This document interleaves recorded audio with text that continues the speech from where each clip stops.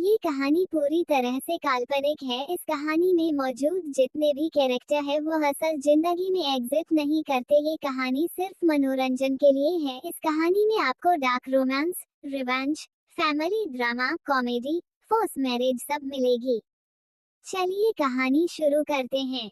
मुंबई। मुंबई को सपनों का शहर भी कहा जाता है। यही मुंबई ना जाने कितने ही राज छुपाए रोशनियों में जगमगा रहा था। मुंबई में न जाने कितने ही लोग अपने सपनों को पूरा करने के लिए आते हैं। किसी के सपने पूरे होते हैं तो किसी के सपने टूट जाते हैं, लेकिन लोग अपनी उम्मीद को कभी भी नहीं छोड़ते। इस वक्त मुंबई में हद से ज्यादा आंधी तूफान आ रहे थे। देखकर ऐसा लग रहा था मानो प्रकृति का कहर बरस रहा हो।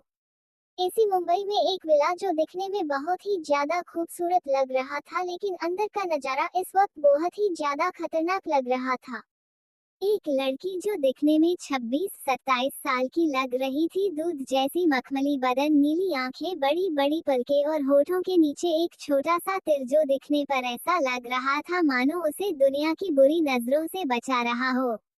लेकिन इस वक्त उसकी हालत बहुत ही ज्यादा खराब थी। उस लड़की के सिर से खून बहे जा रहे थे जो उस लड़की को और भी डरावना बना रहा था। लेकिन इन सब के बावजूद भी वह लड़की बहुत ही ज्यादा खूबसूरत लग रही थी। उस लड़की के चेहरे पर एक भी एक्सप्रेशन नहीं था। वो एक तक बिना किसी भाव के सामने देख रही थी, जहां पर एक औरत अपनी आखिरी सांस लेते हुए उसे ही प्यार से देख रही थी। धीरे धीरे उसे औरत की आंखें बंद हो जाती है। ये सब देखकर भी उस लड़की के चेहरे पर कोई भी एक्सप्रेशन नहीं आए थे।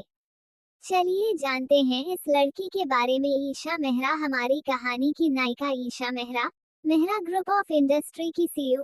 ईशा अंडरवर्ल्ड की माफिया क्वीन भी है जिसके बारे में किसी को भी पता नहीं है। ईशा के दिल में किसी के लिए कोई भी फीलिंग नहीं है सिवाय एक औरत के, वह है उसकी माँ। तभी ईशा के कानों में किसी के हंसने की आवाज गूंजती है। ईशा एक तक उस औरत के चेहरे को देखते हुए अपने गले पर अजीब तरह से हाथ सहलाते हुए अपनी कोल्ड वॉइस में कहती है, तुमने मेरी माँ को मार दिया। हम इतना कहते हुए ईशा अपना सिर ऊपर उठाती है। इस वक्त ईशा के आसपास का ऑरा बहुत ही ज्यादा खतरनाक लग रहा था।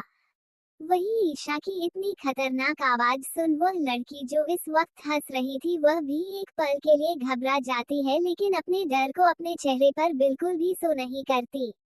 वह लड़की ईशा को देखते हुए अपनी नफरत भरी आवाज में चिल्लाते हुए कहती है, हाँ हाँ, मर दिया मैंने इस बुढ़िया को, जानती हो क्यों? इतना कहते हुए वह लड़की ईशा के बालों को पीछे से पकड़ते हुए कहती है, क्योंकि यह बुढ़िया हर बार मेरे बीच में आ जाती थी।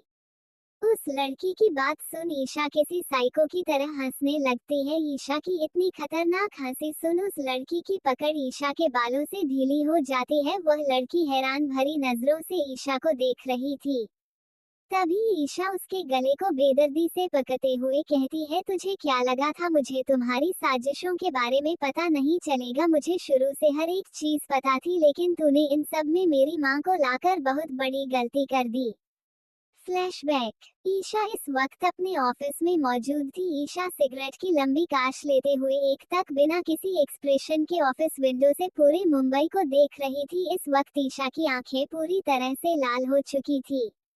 उसे देखकर ऐसा लग रहा था कि वह अपने गुस्से को कंट्रोल कर रही हो। तभी बाहर से केबिन नोक की आवाज आती है, जिसे सुन ईशा सिगरेट को नीचे फ्लोर पर फेंकते हुए अपने हिल्स से मसलते हुए अपने चेयर पर आकर बैठ जाती है। एक बार फिर गेट नॉक की आवाज आती है, जिसे सुन ईशा अपनी कोल्ड वॉइस में कहती है, कमिंग। ईशा की परमिशन मिलते ही एक शख्स केबिन में इंटर होता है। वह शख्स एक नजर ईशा को देखता है जो अपनी आंखें बंद किए चेयर से अपने सिर को सपोर्ट किया बैठी थी। ऐसे ही 10 मिनट गुजर जाते हैं, लेकिन इस बीच किसी ने भी एक लफ्ज भी नहीं कहा। कुछ देर बाद ईशा अपनी आंखें खोलती है। इस वक्त ईशा की आंखें इतनी लाल थी, अगर कोई देख लेता तो वह डर के मारे ही बेहोश हो जाता। उस शख्स का भी यही हाल हो रहा था, लेकिन जैसे तैसे अपने आप को कंट्रोल कर लेता है। उस शख्स को चुप देख ईशा डेस्क पर अपने हाथ को पटकते हुए अपने कोल्ड वॉइस में चिल्लाते हुए कहती है, क्या तुम्हें अपनी जिंदगी प्यारी नहीं है?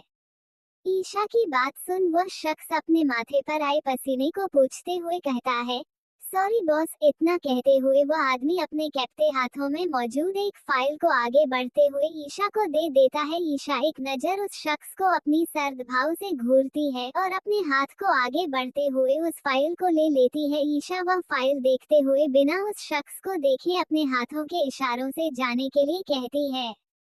ईशा की परमिशन मिलते ही वह शख्स बिना किसी देरी किए उस केबिन से बाहर निकल जाता है। वह शख्स बाहर आते हुए अपने सीने पर हाथ रख एक लंबी सांस लेते हैं।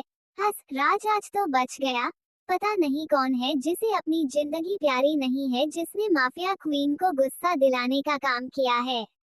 वही केबिन के अंदर ईशा बिना किसी एक्सप्रेशन के एक तक फाइल को पढ़े जा रही थी। जैसे जैसे ईशा फाइल को पढ़ रही थी उसके चेहरे पर गुस्से वाला एक्सप्रेशन आ रहे थे। पूरी फाइल पढ़ने के बाद ईशा फाइल को फेंकते हुए चिल्ला कर कहती है, बहुत बड़ी गलती कर दी तुम सबने। ईशा मेहरा को धोखा दिया है, तैयार हो जाओ अपनी मौत के लिए। आज के लिए बस इतना ही। आखिर क्या था फाइल में जिसे पढ़ने के बाद ईशा इतना गुस्सा हो गई? आगे जानने के लिए